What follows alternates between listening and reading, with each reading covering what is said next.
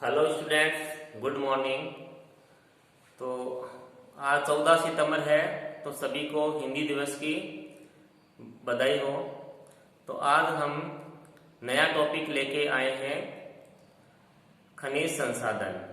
तो भारत में पाए जाने वाले जो खनिज है उनका अध्ययन हम आज करेंगे। देखो, खनिज उन्हें कहते हैं जो वस्तुएं खोद कर पृथ्वी के भूगर्भ से निकाली जाती है, उन्हें खनिज कहते हैं। और जो खनिज होते हैं वो प्राकृतिक, रासायनिक तत्व या यौगिक है, जो मुख्यतः अजैव क्रियाओं से बनते हैं।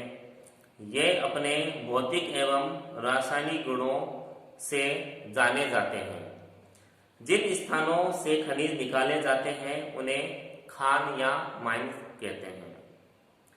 और आज का जो वैज्ञानिक युग में किसी भी देश का आर्थिक विकास वहां पर पाए जाने वाले उद्योग धंधों पर निर्भर करता है, और अधिकांश जो उद्योग धंधे हैं वो खनिजों पे ही आधारित है। और भारत जैसे विकासशील देश में खनिजों का विशेष महत्व है। तो जो खनिज है उसको दो भागों में बांटते हैं। खनिजों के प्रकार देखते हैं, टाइप्स ऑफ मिनरल्स। देखो, खनिजों को दो भागों में बांटते हैं।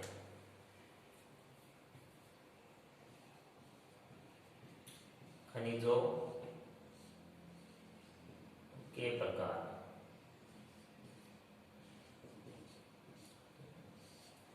खनिज को दो भागों में बांटते हैं,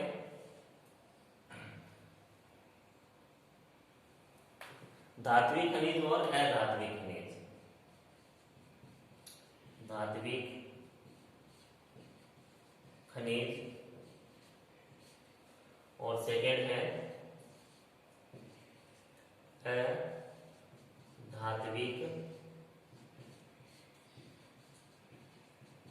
खनिज। ठीक है। अब देखो, जो धात्विक खनिज है उनमें धातु होती है, इसलिए उन्हें धात्विक खनिज कहते हैं। जैसे लोहा, टंगस्टन, ये मैग्नीशियम, तांबा, सोना, चांदी, ये सारे क्या है? धात्विक खनिज है, क्योंकि ये धातु है।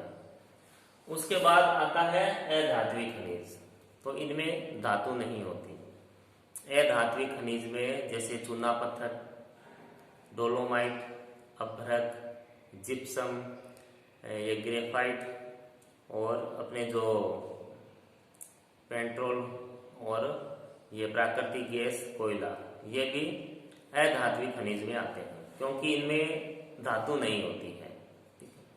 अब ये दो खनिजों के दो प्रकार बताए हैं, इन दो प्रकारों को भी आगे बांटा गया है। पहले देखो धात्विक खनिज। धात्विक खनिज को भी दो भागों में बांटा गया है। पहला है लौह युक्त खनिज, लौह युक्त खनिज, और सेकेंड है अलोह युक्त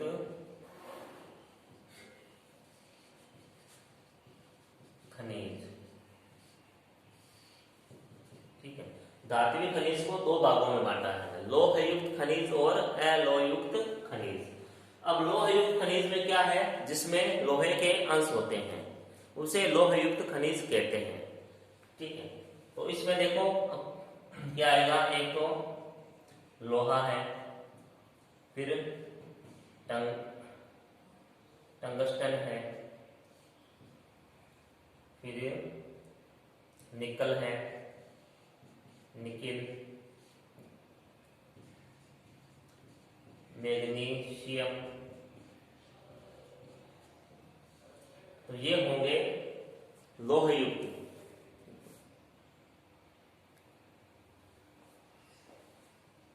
मैग्नीज है, मैग्नीज। तो ये जो खनिज है ये लौह युक्त खनिज है, इनमें लोहे का अंश होता है, लोहे की मात्रा होती है। उसके बाद आते हैं अलोह युक्त खनिज।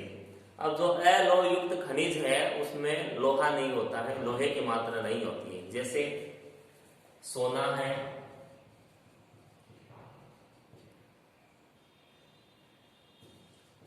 सोना, चांदी,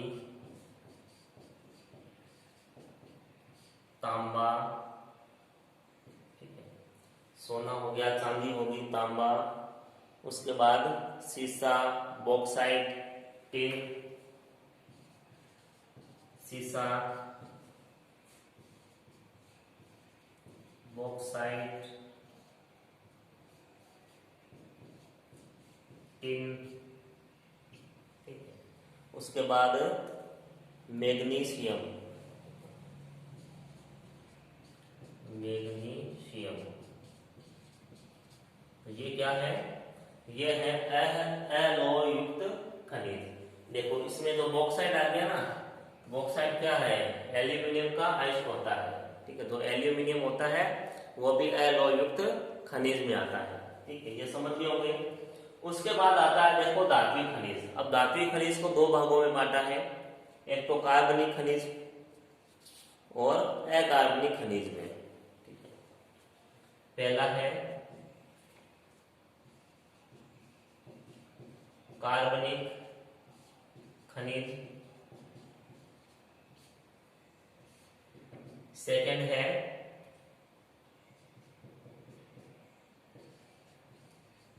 अकार्बनिक खनिज। तो इसे दो भागों में बांटा है। कार्बनिक खनिज में वे खनिज आते हैं जिन खनिजों में जीवों के अंश होते हैं, जैसे पेट्रोल हो गया, प्राकृतिक गैस और कोयला, ये इसमें आते हैं, ठीक है। सॉरी, इसमें प्राकृतिक गैस नहीं आएगी, इसमें कोयला और पेट्रोलियम ही आएंगे, ठीक है। तो इसमें देखो पेट्रोलियम,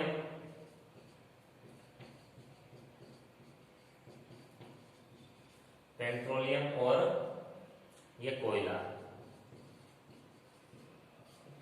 ये आएंगे कार्बनिक खनिज में। उसके बाद जो अकार्बनिक खनिज है उसमें अभ्रक, चूना पत्थर,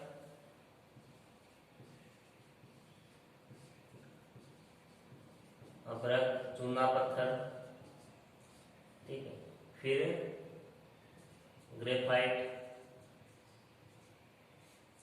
ग्रेफाइट हो गया, जिप्सम आ जाएगा। तो ये है अकार्बनिक खनिज है। ये देखो, ये तो थे खनिजों के प्रकार, दो प्रकारों में बांटा है, धात्विक खनिज और अधात्विक खनिज।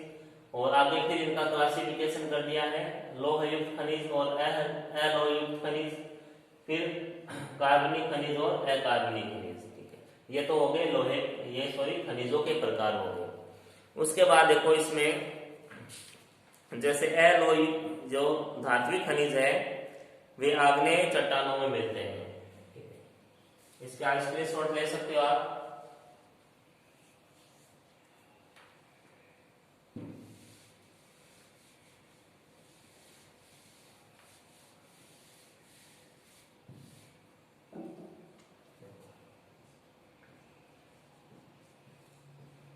धात्विक खनिज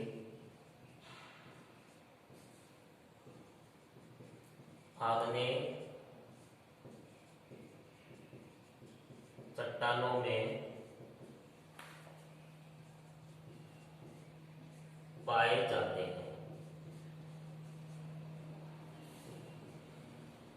और जो अधात्विक खनिज है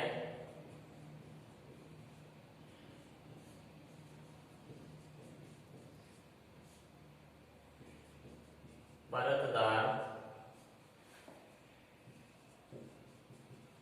चट्टानों में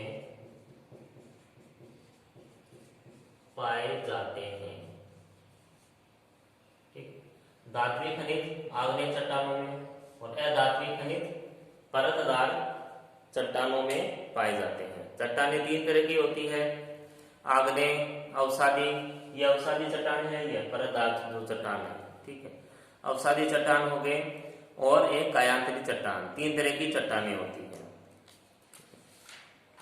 उसके बाद देखो जो खनन है, ठीक है, जो कच्ची धातु होती है, जैसे लो अयस्क होती है, वो कच्ची धातु होती है, ठीक है, उसे अयस्क कहते हैं। जो कच्चा खनिज होता है, जो कच्चे रूप में हमें प्राप्त होता है, उसे अयस्क कहते हैं। और जो गहराई तक खोद के निकाला जाता है,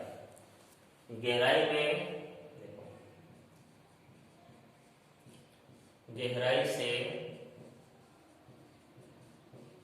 खनिज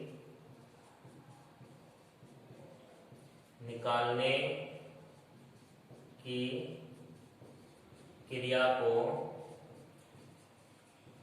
खनन कहते हैं, ठीक है, गहराई से।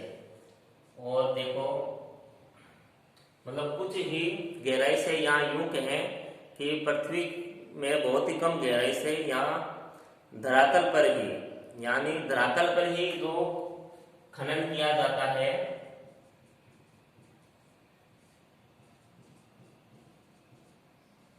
धरातल पर कुछ ही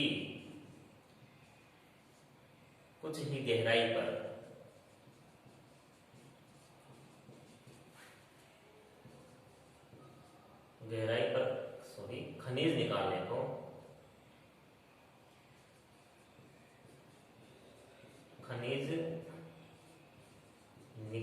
को या इस क्रिया को, ठीक है, खनिज निकालने को या इस क्रिया को उत्खनन कहते हैं।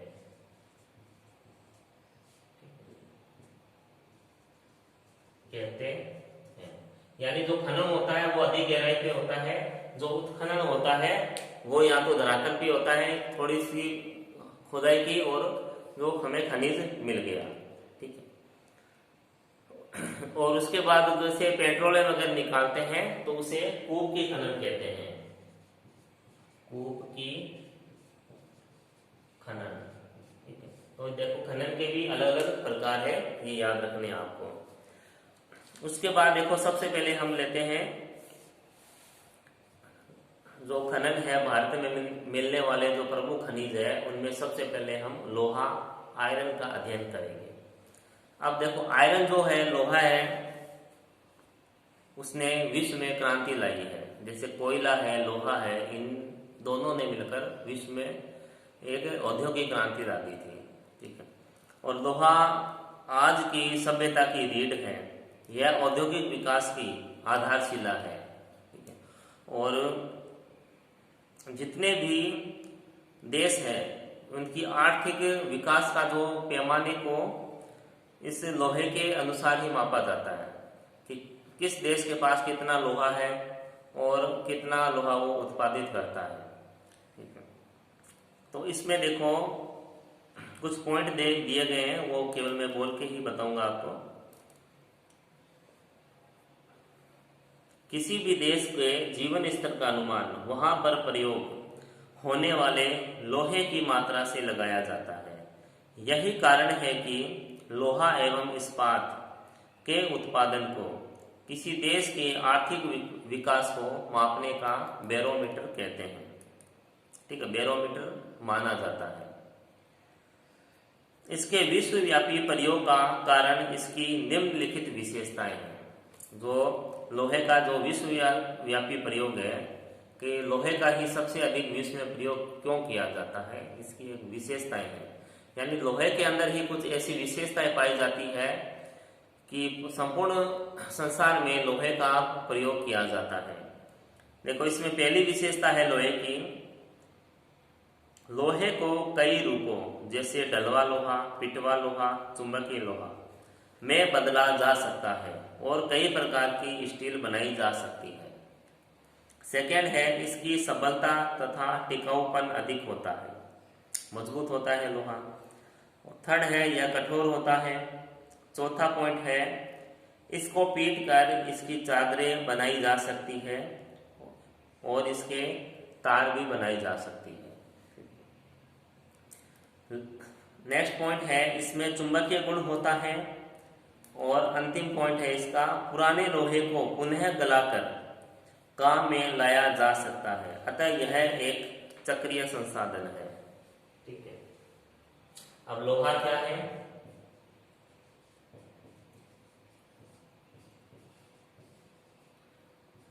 चक्रीय संसाधन है।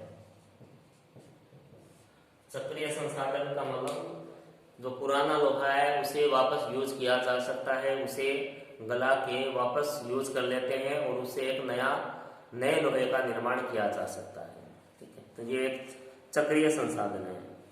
और लोहे का जो देखो प्रयोग है, सबसे पहले बताना कि मानव ने लोहे का प्रयोग कब किया था थोड़ा मुश्किल है, लेकिन यह माना जाता है कि ईसा से 4000 वर्ष पूर्व मिस्र तथा चीन में लोहे का प्रयोग होने लगा था। जो मिस्र की सभ्यता है, मेसोपोटामिया, और जो चीन है, चीन की सभ्यता है, 4000 ईसा वर्ष पूर्व वहाँ लोहे का उपयोग शुरू हो गया था। और भारत में भी लोहे का प्रयोग शुरू हो गया था। जो दिल्ली में कुतुब मीनार के पास में जो लोह स्तंभ है, वो भारत में जो धातु विज्ञान है उसका बहुत सुंदर उदाहरण है। उस लोह स्तंभ की ये विशेषता है कि उस पे आज तक काट नहीं आया है, मतलब जंग नहीं लगी है उस पे। ठीक है, जंग रहित है वो अभी तक भी, जबकि खुले आसमान में वो बनाया गया है। बारिश है, धूप है, हर तरीके से उस पे जो जलवायु जो प्रभाव है उस पे पड़ता है, लेकिन फिर भी उस पे जंग नहीं लगी है। तो जो लोहा है उसे देखो 4 भागों में बांटा जाता है। जो लोहा है उसके 4 प्रकार है: मैग्नेटाइट, हेमेटाइट, लिमोनाइट और सिडेराइट। तो लोहे में जो देखो अलग अलग मात्राएं पाई जाती है। जो लोह अयस्क होता है उसमें अलग अलग लोहे की मात्रा पाई जाती है। उस मात्रा के आधार पर लोहे को 4 भागों में बांटा गया है। हम देखते हैं आगे इसमें। तो लोह अयस्क के प्रकारों का अध्ययन हम करते हैं। देखो सबसे पहले है मैग्नेटाइट।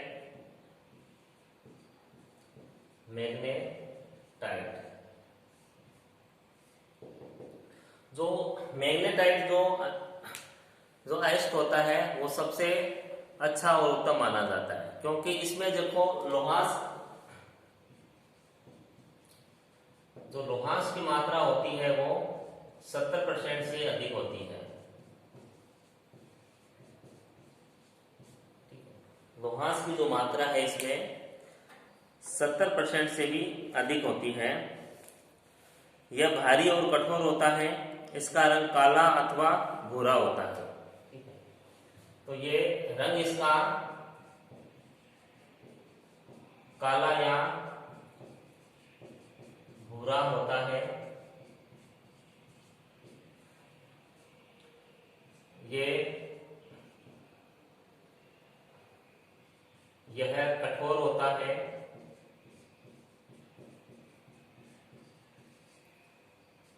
कई बार क्वेश्चन पेपर में आता है, ये लोहे के प्रकार पूछे जाते हैं। इसमें चुंबकीय लक्षण पाए जाते हैं। इसमें चुंबकीय लक्षण पाए जाते हैं। ठीक है, चुंबकीय लक्षण पाए जाते हैं, इसलिए इसे मैग्नेटाइट कहते हैं। ठीक है, चुंबकीय लक्षण के कारण ही इसे मैग्नेटाइट कहते हैं। और यह अधिकतर आग्नेय चट्टानों में पाया जाता है। जो मैग्नेटाइट है यह आग्नेय चट्टानों में पाया जाता है। और उसमें उदाहरण दिया है, क्षेत्र दिया है, मतलब भारत में कहाँ पाया जाता है? तमिलनाडु और कर्नाटक में। तमिलनाडु और कर्नाटक। ठीक है, इन राज्यों में ये जो मैग्नेटाइट है लोहे का सबसे अच्छा प्रकार है, ये पाया जाता है। ठीक है, आग्नेय चट्टानों में ये अधिक पाया जाता है। उसके बाद है मैग्नेटाइट के बाद हेमेटाइट।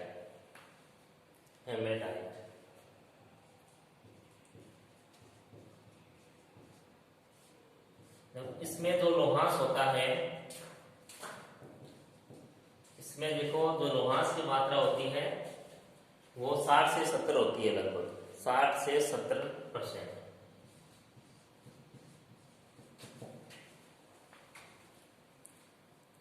60 से 70% लोहांश की मात्रा इसमें होती है। और जो हेमेटाइट जो शब्द है वो यूनानी भाषा के शब्द से बना है, जिसका अर्थ रक्त होता है। तो ये जो अयस्क होता है इसका लाल रंग होता है, ठीक है। इसका तो देखो काला होता है, इसका जो रंग है वो लाल होता है, ठीक है।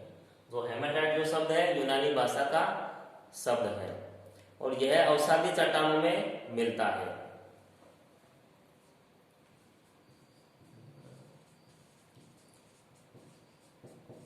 अवसादी चट्टानों में मिलता है। और देखो कहाँ मिलता है,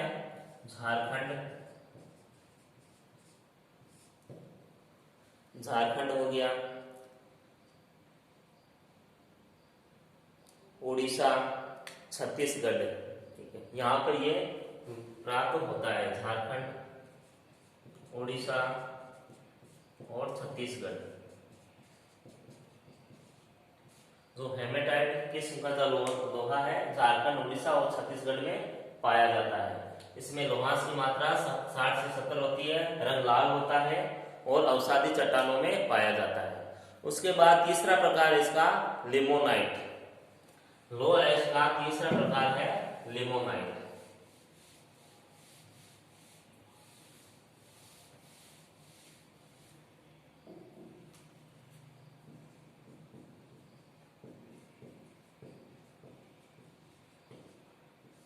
लिमोनाइट। अब इसमें देखो लोहांश की मात्रा देखते हैं पहले। लोहांश की मात्रा या लोह अयस्क की मात्रा, इसमें देखो लोहांश की जो मात्रा है वो 60% तक होती है,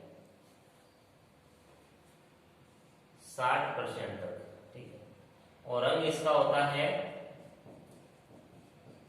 पीला या भूरा, ठीक है, पीला या भूरे रंग का होता है। और ये जो तलछटी चट्टानों में पाया जाता है, तलछटी चट्टानों में यह पाया जाता है। और देखो ये पश्चिम बंगाल में रानीगंज कोयले क्षेत्र में, पश्चिम बंगाल में पश्चिमी बंगाल में रानीगंज कोयला क्षेत्र में, ठीक है, वहां पर ये पाया जाता है। उसके बाद है चौथा प्रकार है सिडेराइट। लो अयस्क का चौथा प्रकार है सिडेराइट। इसमें लोह अयस्क की मात्रा देखते हैं। इसमें जो लोह अयस्क की मात्रा है सबसे कम पाई जाती है, 40 से 50% के बीच में, 40 से 50% तक इसमें जो लोहे है उसकी मात्रा पाई जाती है। और इसका जो रंग है भूरा या राख की तरह होता है, इसका रंग है भूरा या राख जैसा होता है,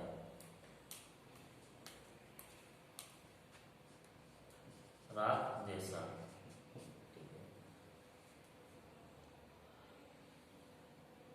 टाट। इसमें जो अशुद्धियों की मात्रा अधिक होती है, क्योंकि इसमें लोहांश कम है ना, तो इसका क्या मतलब है, इसमें जो अशुद्धियां होती है उसकी मात्रा इसमें अधिक होती है, अशुद्धियों की मात्रा। और ये आर्थिक रूप से भी कम महत्वपूर्ण है, इसका कोई आर्थिक महत्व नहीं होता है। और तीव्र धार वाली वस्तुएं बनाने के लिए इसका उपयोग किया जाता है। तीव्र धार वाली, जैसे चाकू है, तलवार है, हथियार वगैरह, तो उसका प्रयोग सिडेराइट के द्वारा किया जाता है। तो ये थे लोहे के अयस्क के प्रकार। तो नेक्स्ट वीडियो में हम इस जो लोहा है इसका विस्तार से अध्ययन करेंगे कि भारत में किन राज्यों में पाया जाता है और उन राज्यों से कितना उत्पादित होता है। उसके अलावा जो इनकी खान है, माइंस है, वो महत्वपूर्ण है। उनके नाम पूछे जाते हैं, आपके डिग्री कोर्स में भी पूछे जाएंगे जब पेपर होगा, और आगे कंपटीशन में भी जो माइंस है इनकी वो उनके नाम पूछे जाते हैं। तो इसे अच्छे से तैयार करना है। तो आज के लिए इतना ही। घर पे रहे, स्वस्थ रहे। धन्यवाद।